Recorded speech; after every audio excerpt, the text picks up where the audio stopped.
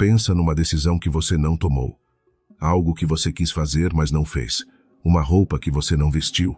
Uma ideia que você não falou em voz alta. Um caminho que você não seguiu. Agora seja honesto consigo mesmo por um segundo. Por que você não fez? Se você cavar fundo o suficiente, na maioria das vezes vai encontrar a mesma raiz. Não foi falta de dinheiro, não foi falta de tempo. Foi o medo do que os outros iriam pensar. A gente gosta de pensar que é livre, que toma as próprias decisões. Mas a verdade incômoda é que a maioria das pessoas vive a vida inteira dentro de uma prisão que não tem grade, só tem olhares. A opinião dos outros, o julgamento alheio, o peso invisível do o que vão dizer, e o mais cruel é isto: a maioria das pessoas que você tanto teme decepcionar mal pensa em você, está ocupada demais com a própria prisão. Há quase 2000 anos, um imperador, um escravo e um conselheiro do imperador, 3 homens em mundos completamente diferentes, chegaram à mesma conclusão. Eles descobriram que existe uma única forma de ser verdadeiramente livre, e ela começa quando você para de entregar o controle da sua vida para a opinião de pessoas que nem você admira. Nos próximos minutos, eu vou te mostrar exatamente como os estoicos se libertaram do julgamento dos outros. 5 verdades que, quando você entende de verdade, mudam para sempre a forma como você caminha pelo mundo. Presta atenção na terceira e na quarta, são as que mais doem e as que mais libertam. Bem-vindo ao estoico atual. Antes de combater esse medo, você precisa entender de onde ele vem, porque ele não é fraqueza de caráter. Ele está gravado em você há milhares de anos. Durante quase toda a história humana, nós vivemos em pequenos grupos, tribos de algumas dezenas de pessoas. E nesse mundo, ser rejeitado pelo grupo não era um constrangimento, era uma sentença de morte. Quem era expulso da tribo não sobrevivia sozinho na natureza. Então o seu cérebro aprendeu, ao longo de milhares de gerações, uma regra de sobrevivência. A aprovação do grupo é vida, a rejeição é morte. É por isso que uma única crítica pesa mais do que 10 elogios. É por isso que você pode receber 100 comentários bons e ficar a noite inteira pensando no único negativo. Não é que você seja frágil, é que o seu cérebro foi construído para tratar a desaprovação como um perigo real, físico, de vida ou morte. O problema é que esse alarme antigo continua tocando num mundo que mudou completamente. Você não vive mais numa tribo de 30 pessoas onde a rejeição mata. Você vive num mundo de 8 bilhões. A opinião do seu vizinho, do seu colega, daquele conhecido distante, nenhuma delas ameaça a sua sobrevivência. Mas o seu cérebro não sabe disso. Ele continua reagindo como se cada olhar de reprovação fosse um leão na savana. E aí entra algo que tornou tudo 1000 vezes pior: as redes sociais. Pela primeira vez na história, nós colocamos a aprovação dos outros num número visível: curtidas, seguidores, visualizações. Transformamos o julgamento alheio numa métrica que pisca na sua mão o dia inteiro. Nós pegamos o medo mais antigo da humanidade e demos a ele um placar em tempo real. Os estoicos não tinham redes sociais, mas eles tinham algo igualmente poderoso. Viviam numa sociedade obcecada com reputação, honra e status. Roma era um teatro de aparências.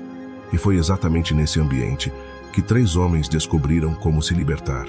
Vamos começar pelo mais improvável de todos.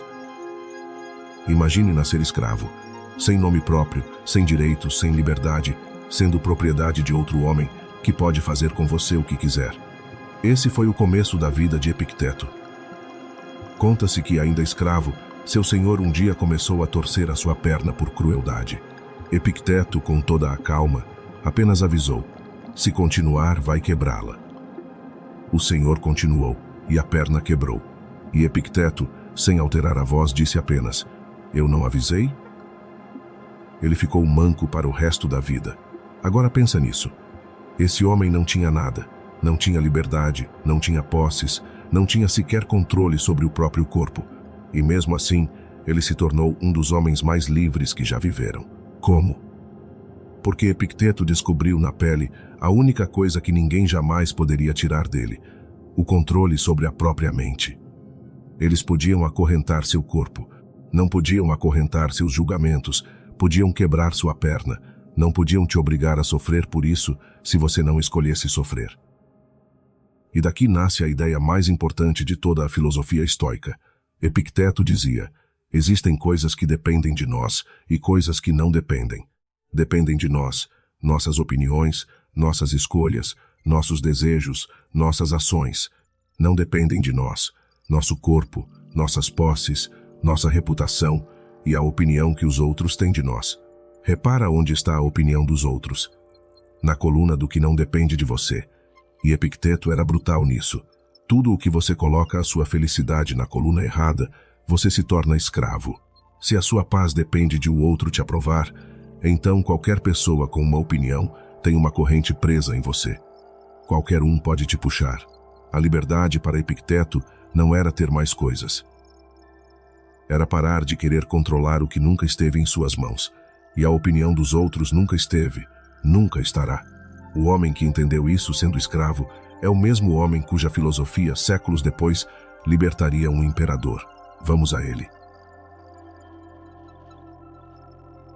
A primeira verdade é a base de tudo, e é a mais difícil de aceitar de verdade.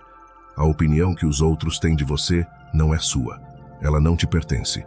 Ela acontece dentro da cabeça de outra pessoa, num lugar onde você não tem nenhum poder. Pensa no absurdo da situação. Você está entregando o controle da sua paz, da sua felicidade, das suas decisões, para um processo que acontece dentro da mente de outra pessoa, uma mente que você não controla, não acessa e nem sequer entende direito. É como deixar outra pessoa segurar o controle remoto das suas emoções. Ela aperta vergonha, você sente vergonha. Ela aperta culpa, você sente culpa. Marco Aurélio, o homem mais poderoso do mundo, escreveu para si mesmo uma frase que parece simples, mas é uma bomba. Eu sempre me espanto com o fato de que cada um de nós ama a si mesmo mais do que aos outros, e ainda assim dá mais valor à opinião dos outros sobre si do que à sua própria. Para o sábio, isso é uma loucura. Por que a opinião de um estranho sobre quem você é deveria valer mais do que a sua própria? Você é quem vive dentro de você. Você conhece suas intenções, suas lutas, seus motivos. O outro vê apenas a superfície e julga a partir das próprias dores e limitações. Isso não significa que você deva ignorar todo conselho ou virar uma pessoa arrogante que não ouve ninguém. O sábio distingue. Crítica útil de quem te conhece e quer seu bem é ouro, você acolhe. Mas o julgamento vazio da multidão, a opinião de quem não vive a sua vida e não paga as suas contas, isso você devolve. Não te pertence. A prática começa aqui. Da próxima vez que você sentir o peso do o que vão pensar, pare e pergunte: de quem é essa opinião? Ela está na coluna do que depende de mim ou na coluna do que não depende? E se não depende de você, solte, como Epicteto soltaria. A segunda verdade é uma virada de chave que poucos fazem. Nós tememos o julgamento de uma massa anônima. As pessoas, todo mundo, os outros. Mas quando você para e olha de perto quem exatamente está julgando, algo curioso acontece. Sêneca tem uma frase afiada sobre isso. Ele dizia, em essência, não há nada tão prejudicial quanto se importar com a aprovação da multidão. Porque a multidão raramente é sábia. A multidão segue impulsos, modas, inveja, medo. Buscar a aprovação dela é ajustar a sua vida ao gosto de pessoas cujas próprias vidas você não gostaria de viver. Faça este teste mental. A pessoa cujo julgamento você tanto teme, você admira a vida dela? Você quer estar no lugar dela daqui a 10 anos? Você pediria a ela um conselho sério sobre como viver? Na esmagadora maioria das vezes, a resposta é não. Você está deixando a sua vida ser dirigida por pessoas a quem você jamais entregaria o volante. Marco Aurélio escreveu algo que vale ouro aqui. Não é digno de espanto que o figo dê figos, pois é igualmente sem sentido se espantar que o mundo produza aquilo que ele naturalmente produz. Em outras palavras, a pessoa invejosa vai invejar, a amarga vai criticar, a pequena vai querer te diminuir. Isso é a natureza delas. Esperar a aprovação de quem é movido por inveja é como esperar doçura de um limão. Você está pedindo à pessoa algo que ela não tem para dar. E há uma libertação enorme nisso. Quando alguém te critica, em vez de afundar, pergunte: essa crítica vem de um lugar de sabedoria e cuidado, ou de um lugar de dor e inveja? A crítica do sábio é um presente. A crítica do invejoso é apenas o som que a inveja faz. Aprenda a diferença e metade do peso evapora. Deixa eu fazer uma pausa rápida aqui, porque o que vem agora exige prática, não só entendimento. Tudo o que a gente está falando, soltar o julgamento, parar de viver para os outros não muda nada se ficar só na sua cabeça. O estoicismo sempre foi sobre treino diário. Por isso eu preparei um guia gratuito. 21 práticas estoicas para 21 dias. Uma prática simples por dia, com a citação, o exercício e a reflexão para você construir essa liberdade interior na vida real e não só assistindo a vídeos. É de graça. O link está fixado no primeiro comentário e na descrição. Baixa agora, abre depois e começa amanhã pelo dia 1. Agora, voltando porque a terceira verdade é a que mais dói. A terceira verdade é a que mais dói, porque ela expõe um jogo que você talvez jogue há anos sem perceber. A tentativa de agradar todo mundo não te torna querido, ela te apaga. Pensa na matemática disso. Cada pessoa quer algo diferente de você. Uma quer que você seja mais ousado, outra quer que você seja mais discreto. Uma te critica por arriscar, outra te critica por não arriscar. Se você tentar moldar a sua vida para caber na expectativa de cada uma, você vai ser puxado em 1000 direções até não sobrar forma nenhuma. Você vira argila na mão de todos e dono de nada. Os estoicos eram radicais nesse ponto. Para eles, existe uma única bússola que vale a pena seguir, a virtude. Aquilo que você, no seu juízo mais honesto e mais sereno, sabe que é o certo a fazer. Não o que é popular, não o que evita conflito, não o que rende mais aplausos, o que é certo. Marco Aurélio se lembrava disso constantemente. Faça o que a sua natureza pede, siga a razão reta e não se desvie por causa do que os outros vão dizer ou fazer. Porque no fim, você não vai prestar contas da sua vida para a plateia. Você vai prestar contas para você mesmo. É você quem vai deitar na cama à noite, sabendo se viveu de acordo com quem você é, ou se passou a vida inteira interpretando um personagem para agradar gente que nem lembra o seu nome. E aqui está o paradoxo lindo. As pessoas que mais respeitamos na história não são as que tentaram agradar a todos. São justamente as que tiveram a coragem de desagradar, de seguir a própria consciência mesmo contra a maré. A autenticidade atrai mais respeito do que a bajulação jamais conseguiu. Quando você para de tentar agradar todo mundo, você finalmente se torna alguém que vale a pena conhecer. A quarta verdade é quase um alívio cômico, quando você finalmente sacaria. Aquela plateia gigante que você imagina julgando cada movimento seu, ela não existe. Nós vivemos com a sensação de que estamos sempre no centro das atenções, que quando você tropeça na rua, o mundo inteiro viu, que aquele erro que você cometeu na reunião ficou marcado na cabeça de todos. Mas para de pensar. Quantos tropeços de outras pessoas você lembra hoje? Quantos erros alheios você está ruminando neste momento? Quase nenhum. Porque você está ocupado demais com os seus. E essa é exatamente a questão. Cada pessoa é o protagonista absoluto da própria história. Cada uma está tão envolvida com os próprios medos, contas, inseguranças e julgamentos sobre si mesma, que sobra pouquíssima atenção para julgar você. Aquela coisa que você fez e ficou 3 dias morrendo de vergonha, a outra pessoa esqueceu em 3 minutos. Ela tem os próprios 3 dias de vergonha para cuidar. Marco Aurélio usava um exercício poderoso para isso, que os estoicos chamavam de a vista do alto. Ele imaginava subir, até ver Roma inteira de cima, e depois o mundo inteiro. E depois a vastidão do tempo, gerações e gerações de pessoas, todas tão preocupadas com a própria reputação, todas hoje esquecidas. Logo você terá esquecido tudo, ele escreveu. Logo todos terão esquecido você. Isso pode soar deprimente, mas vire do avesso. Se daqui a 100 anos ninguém vai lembrar do erro que você tem medo de cometer hoje, então por que deixar esse medo te impedir de viver? A insignificância do julgamento alheio, quando você a enxerga de verdade, não é triste. É a coisa mais libertadora do mundo.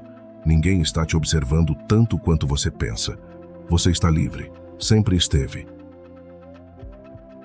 E chegamos à última verdade, que reúne todas as outras. O objetivo de tudo isso não é virar uma pessoa fria, que despreza todo mundo e não se importa com nada. Isso não é estoicismo. Isso é só amargura disfarçada. O objetivo é algo muito mais sutil e muito mais poderoso, a indiferença sábia. Os estoicos tinham um conceito para isso. Eles diziam que a reputação, a fama, a aprovação dos outros são indiferentes. Não no sentido de que não têm nenhum valor, mas no sentido de que não são nem boas nem más em si mesmas. São coisas externas que vêm e vão, e que você não deve usar como fundação da sua paz. Você pode preferir ser bem visto, é natural, mas a sua tranquilidade não pode depender disso. A indiferença sábia significa isto: você ouve, mas não obedece. Você considera as opiniões, pesa as que vêm de quem te ama e te conhece, descarta o ruído do resto e no fim decide a partir da sua própria razão. As opiniões dos outros passam a ser como o clima.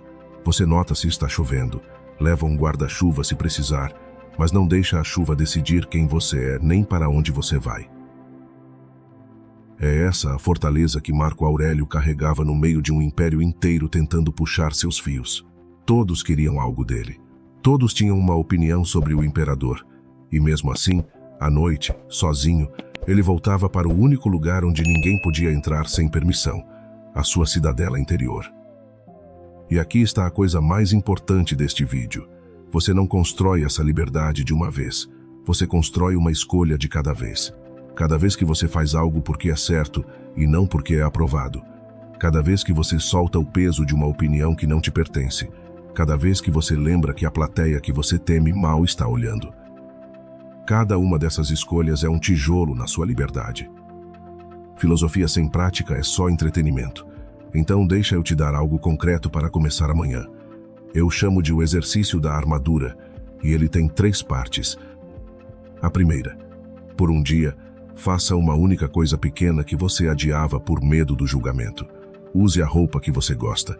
Fale a sua opinião naquela conversa. Poste a ideia. Pequeno, mas faça, e observe que o céu não cai. A segunda: quando uma crítica ou um julgamento te atingir hoje, antes de reagir, faça a pergunta da verdade 2. Eu admiro a vida de quem está dizendo isso. Eu pediria um conselho a essa pessoa. Só isso já tira metade do peso. A terceira: toda noite por uma semana, anote uma decisão que você tomou naquele dia por você mesmo, pela sua razão, e não pela aprovação dos outros. Uma por dia. Em uma semana, você terá 7 provas de que é capaz de viver a partir de dentro, e a armadura vai estar mais grossa. Faça por um dia, depois por uma semana.